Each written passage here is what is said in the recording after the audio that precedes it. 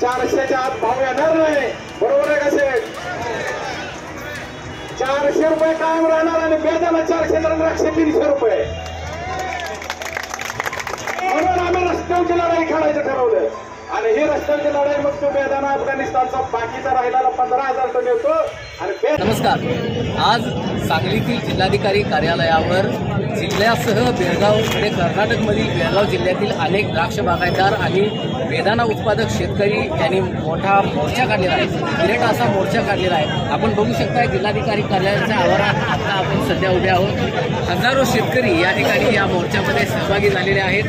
या बेदाना आणि द्राक्षाला चांगला भाव मिळावा, शेतकरी यांचे जे माल आहे त्या मालाला चांगला भाव मिळावा हा उद्देश डोळ्यासमोर ठेवून, ही मागणी डोळ्यासमोर ठेवून जिल्हाधिकारी कार्यालयावर हा मोर्चा आज काढण्यात आलेला आहे. आपल्याबरोबर काही शेतकरी आहेत, काही द्राक्ष आणि बेदाना व्यापारी आहेत. आपण त्यांच्याशी बोलणार आहोत. आपल्याबरोबर काही शेतकरी आहेत, त्यांना आपण विचारूया त्यांच्या मागण्या काय आहेत.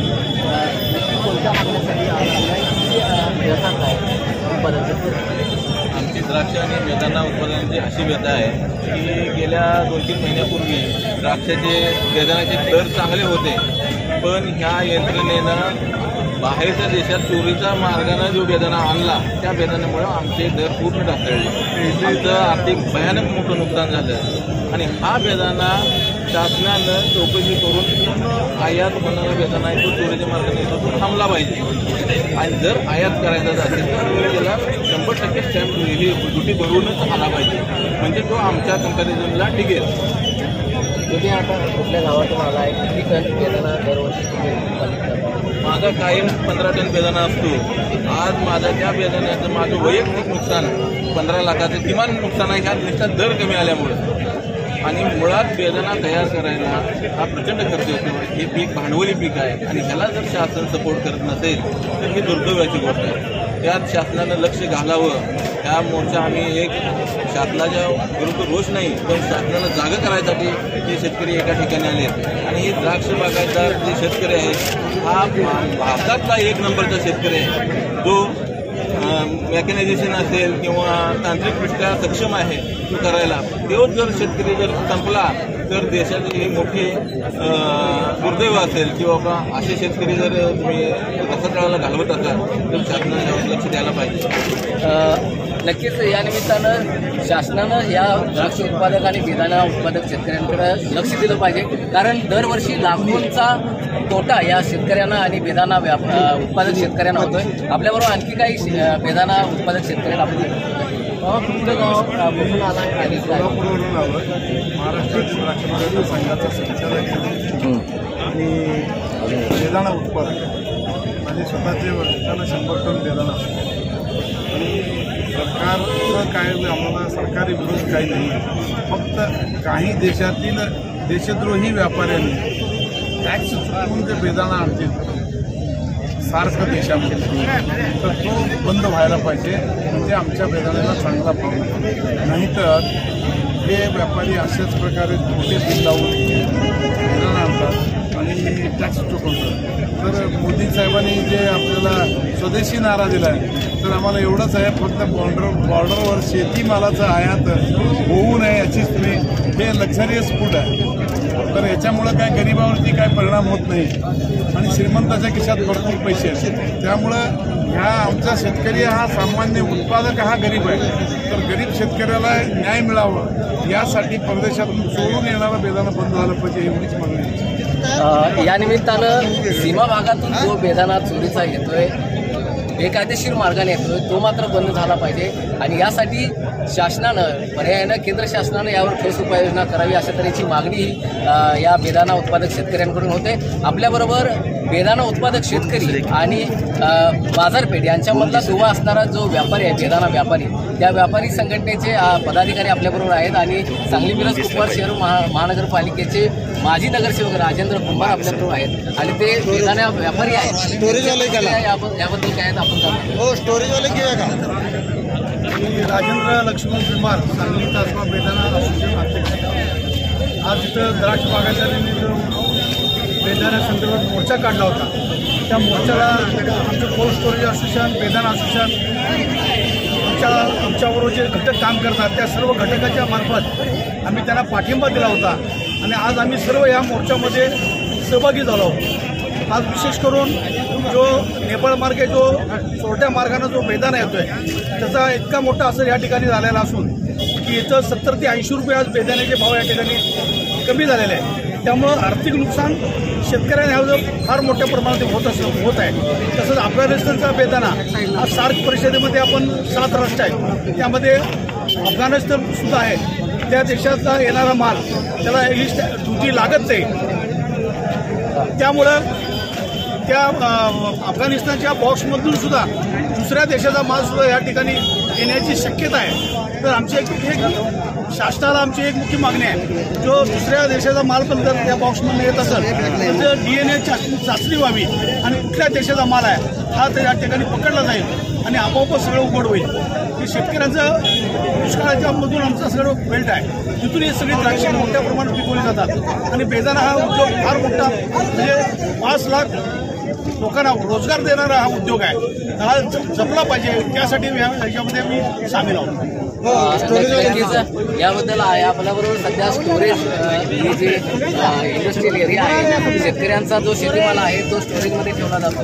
विशेषतः बेदाणा मोठ्या प्रमाणात स्टोरेजमध्ये स्टोअर केला जातो। स्टोअर माल काही आपल्याबरोबर आहेत, त्यांची मागणी असोसिएशनचे अध्यक्ष स्टोरेज असोसिएशनचे अध्यक्ष आपल्याबरोबर आहेत, त्यांच्या नेमक्या मागण्या काय आहेत आणि त्यांची प्रतिक्रिया काय जाणून घेऊया। काय ती मागणी आहे? मी उपाध्यक्ष किरण गोडके। शेतकरी कोल्ड स्टोरेज शेतकरी जो माल आहे टोटलमध्ये जो फेब्रुवारी मार्चमध्ये माल तयार होत असतो हा शेतकरी पुढे दराच्या अपेक्षेने कोल्ड स्टोरेजमध्ये ठेवत असतो, परंतु ह्या GSTला भाड्याला 18% GST हा लावला जातो। हा पूर्ण भुर्दंड हा शेतकऱ्याला बसत आहे, तो शासनाने तो माफ करावा, तेवढा 18% हा फरक जे आहे तो शेतकऱ्याला माफ होईल आणि ही जी GST जी बसती आहे ती अन्यायकारक आहे, ती माफ व्हावी अशी आमची कोल्ड स्टोरेज धारकाची मागणी आहे। नक्कीच या निमित्तानं शासनानं जो 18%चा GST या कोल्ड स्टोरेजमध्ये ठेवलेल्या मालावर लावलेला आहे, त्याचबरोबर या बेदाण्याचा समावेश शालेय पोषण आहारामध्ये करण्यात यावा आणि खरं तर शालेय पोषण आहारात या बेदाण्याचा समावेश करण्याची जी मागणी होती अनेक दिवसांपासून ती मान्य करण्यात आलेली आहे, तसा आदेशही करण्यात आलेला आहे, परंतु अजूनही शाळांमध्ये अशा तऱ्हेनं बेदाण्याचा समावेश शालेय पोषण आहारामध्ये करण्यात आलेला नाही, तो करण्यात यावा आणि पर्यायानं सीमा भागातून बॉर्डरमधून जो चोरटा शेतीमाल असेल किंवा बेदाणा असेल तो चीनमधून विशेषतः भारतामध्ये आणला जातोय, त्याच्यावर शासनानं प्रतिबंध घालावा अशा तऱ्हेचे मागणी या शेतकऱ्यांनी केलेली आहे। आणि अशा तऱ्हेनं चीनचा आणलेला माल चीनचा बेदाणा जे व्यापारी आपल्या माध्यमातून विकतील किंवा स्टोरेज करून ठेवतील अशांवर देशद्रोहाचा गुन्हा दाखल करावा अशा तऱ्हेच्या मागण्याही या निमित्तानं करण्यात आल्या। मोहन राजमाने, नवराष्ट्र न्यूज, सांगली। बेकायदेशीर आयात थांबली पाहिजे आणि बेकायदेशीर आयात केलेल्या बेदाण्याच्या व्यापाऱ्यांच्या देशद्रोहाचा गुन्हा दाखल झाला पाहिजे। दुसरं, जो बेदाणा कायदेशीर आयात केला जातो, मी मगाशी तुम्हाला भाषणात सांगितलं की काय मुंबईचे व्यापारी आहेत, काय दिल्लीचे व्यापारी आहेत, फतेपूरचे, ह्या व्यापाऱ्यांनी कमी बिलामध्ये की जिथं फळपटाचा बेदाणा हलका सुद्धा येत नाही एवढ्या 77 आणि 78 रुपयाला किलो बेदाणा आणलाय आणि हा बेदाणा इथं आणून महाराष्ट्रातल्या शेतकऱ्यांचं नुकसान करायला लागले, उत्पादन खर्च सुद्धा निघत नाही आणि हा खोटे इन्व्हेस्ट करून आणतात, ह्यांच्या मागे ईडीची चौकशी लागली पाहिजे। आम्ही ती कलेक्टर साहेबांना निवेदनात बिलिंग त्यांचं काम सगळं जोडलेलं आहे। ह्याच्या पुढचा मुद्दा, जो बेदाणा अफगाणिस्तानमधून आयात होतो त्या बेदाण्यावर आयात कर 100% बेस रेटवर लावला पाहिजे। बेस रेट 300 रुपये असावा की त्याच्या पुढे तुम्ही आयात कर लावा, म्हणजे इथला भारतातला किंवा महाराष्ट्रातला शेतकऱ्याला 4 रुपये बेदाणा उत्पादकाला मिळतील। आणि हा बेदाणा अफगाणिस्तानचा नसून हा इराण, इराक आणि चीन हा पाकिस्तानमध्ये अफगाणिस्तानच्या बॉक्समध्ये भरून अफगाणिस्तानच्या 18 पाकिस्तानच्या 18 बॉर्डरवरून बेदाणा हात आणला जातो। ही पहलगामचं मॅटरमुळे भारत पाकिस्तान युद्ध झालं, बाउंड्री बंद झाल्यावर सगळं लक्षात आलं की हो काळा बाजार कित्येक वर्ष झालं चालू आहे। तर केंद्र शासनानं एकही इथून पुढच्या काळात किलो बेदाणा बिगर आयात करायचा आणू नये, त्यांना आयात कर लावा, कारण तो बेदाणा अफगाणिस्तानचा एवढा पिकत नाही, येतोच कसा एवढा। ह्याच्या पुढची मागणी आमची आहे की सांगली जिल्ह्यात सोलापूर जिल्ह्याच्या बाउंड्रीला कवटेमंकाळ जत तालुक्यात ICD पोर्ट ही इनसाइड कंटेनर डेपो ही एक्सपोर्टसाठी द्राक्ष सांगलीची बेदाणा असतील, कर्नाटकचा विजापूर जिल्ह्यातला काही बेदाणा असेल, बेळगावचा लगतचा आमच्या प्लस सोलापूर जिल्ह्यातला बेदाणा, सोलापूर जिल्ह्यातली केळी, कोल्हापूरचा गुळ इथं एक्सपोर्ट होतो, परंतु ह्या सुविधा नसल्यामुळे निर्यातदार इथं येत नाही आणि हा आयसीडी पोर्टचा खर्च त्या निर्यातदारावर पडतो म्हणून निर्यातदार इथं येत नाही. हा खर्च बाकी मग जिल्ह्यात तो करत असतो. JNPTतनं आम्हाला कंटेनर आणायला लागतो, तिथं आयसीडी पोर्ट झालं पाहिजे सांगलीत.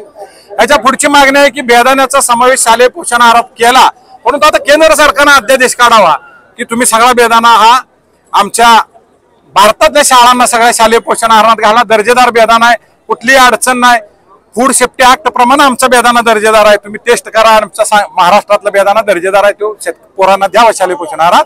त्याच्या पुढची मागणी आहे आणलेला बेदाणा जप्त करावा. तो कदाचित आरोग्यास घातक असेल. चीनचा बेदाणा आणि अफगाणिस्तानचा बेदाणा रंग दिलेला बेदाणा असतो आणि रंग दिलेला बेदाणा आमच्या भारतातल्या सामान्य नागरिकाला खाऊ घालून आरोग्य धोक्यात आणू नये, त्या बेदाण्याला बंदीच करावी. आमचा त्याच्या पुढचा मुद्दा आहे की जे द्राक्षाचे व्यापारी पैसे बुडवतात दरवर्षी, शेतमालाचा अनेक भाजीपाल्याचे पैसे बुडवतात, ह्या व्यापाऱ्यांच्याकडे कायदा नसल्यामुळं ही मोकाट राहते. तर हा कायदा महाराष्ट्र शासनानं करावा आणि त्या मोका कायद्या अंतर्गत त्याला तरतूद करावी लवकरात लवकर. गेली अनेक वर्ष आमची मागणी आहे, परंतु अजूनपर्यंत केला नाही. आता तो शासनानं कायदा करावा एवढा शेतकऱ्याला आहे. हा कायदा केल्यास पैसे शेतकऱ्याचं बुडणार नाहीत. याच्या पुढचा मुद्दा आमचा आहे की कोल्ड स्टोरेज मध्ये शेतकरी बेदाणा ठेवतो आणि त्या बेदाण्याचं भाडं त्याला 18% GST लावला जातो. तो GST माफ करावा, कारण शेतकऱ्याला एवढे पैसे भरणं शक्य नाही. आणि एक्सपोर्टसाठी जे सॅम्पल काढले जातात की ज्या सॅम्पल रेसिड्यू फ्री करण्यासाठी तो शेतकऱ्यावर बुरदून लादला जातो. आपणानं शेतकरी पैसे भरतो, त्याचे 15-20 हजार रुपये एका सॅम्पलचा रेट आहे आणि हा शेतकऱ्याला न परवडणार आहे. आम्ही तुम्हाला एवढं परकीय चलन 2000 कोटीचं द्राक्ष बागायतदार मिळवून देतो आणि सरकारला 1 कोटी 2 कोटी रुपये सॅम्पल टेस्टिंगसाठी खर्च करायला काय अडचण नाही आणि ही सरकारनं करावं. लहान लहान एक्सपोर्टर उभा करायचे असतील, मग केळीचा असेल, नाही द्राक्षाचा असेल, बेदाण्याचा असेल, फुलांचा असेल, ह्या लोकांना निर्यातीसाठी तुम्ही पॅकिंगचं किंवा निर्यात अनुदान जे देत होता ते 10% अनुदान तुम्ही बंद केलं. ते अनुदान पूर्वत चालू करा, म्हणजे आमचा लहान लहान बागायतदार, बेदाणा उत्पादक, केळी उत्पादक, फुल उत्पादक हा स्वतः निर्यात करेल की त्याला थोडासा आधार मिळेल की बाबा तोटा झाला तर 10% आता शासनाला मग आपले जे प्रधानमंत्री आहेत त्यांनी सांगितले की आपला देशामध्ये तयार झालेला माल वापरावा. इतर देशातून आलेला चोरट्या पद्धतीनं आलेला किंवा आयात केलेला माल आहे तो त्याच्यावर बंदी घालावी अशी मागणी असतानाही अशा तऱ्हेच्या घटना घडतायत. याला तुम्ही निर्वाणीचा इशारा काय द्या? आमचा निर्वाणीचा इशारा आहे की पंतप्रधान महोदयांनी जी घोषणा केली ती अतिशय चांगली आहे की आपल्या देशी वस्तू वापरा, स्वदेशी वापरा. पंतप्रधानांनी एवढं मोठं आपल्याला आवाहन केलंय, तरी आपल्या ह्या व्यापाऱ्यांनी परदेशातला बेदाणा आणून जर लोकांनी घालत असतील तर चुकीच्या मार्गाने कमी इन्व्हेस्ट मध्ये, तर त्यांच्या मागे ईडीची चौकशी लावावी. तसं सगळं आम्ही पुरावा या निवेदनात जोडलेत कलेक्टर साहेबांच्या. दुसरं आमचं ही जर तिने नाही केलं तर आम्ही मुंबईत ईडीच्या कार्यालयावर धडक मारू. ह्या व्यापाऱ्यांच्यावर कारवाई झाली पाहिजे, देशद्रोहाचा गुन्हा दाखल झाला पाहिजे आणि ह्या लोकांनी देशातल्या सरकारला कमी इन्व्हेस्ट करून हवालानं पैसे देतात, ते इन्व्हेस्ट कमी केलेल्याचं त्यांच्यावर गुन्हा दाखल झालं पाहिजे आणि ईडी चौकशी जर नाही लागली तर आम्ही ईडीला मुंबईत धडक मारू, पण सोडणार नाही.